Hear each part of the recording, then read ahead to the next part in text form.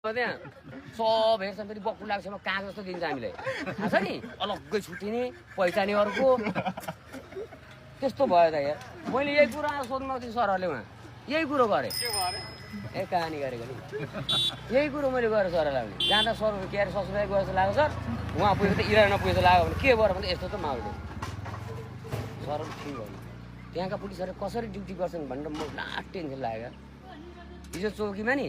हामी सबैजना बस्यौँ राति भरे कम्प्लेन लेखेर आएका छन् क्या परिवारै डाक्टर गेट हाल्दा कोही नखोल्ने पुलिस पनि नखोल्ने गेट खोल्ने बेलामा ए केटा आउने गर्छन् तँ केटा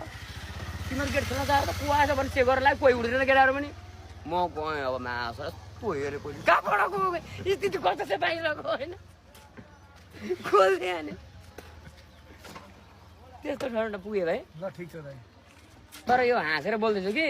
त्यहाँ पुगेपछि हावै उठिदिन्छ फेरि त्यहाँको माहौल हेर्ने बित्तिकै मान्छेको त्यो उनीहरूको हेराइ देख्ने बित्तिकै खुस्किहाल्छ नि उनीहरू हामी नै क्रस गएपछि हेर्नु न यिनीहरू 1.5 घन्टा उता भनेपछि बुझ्न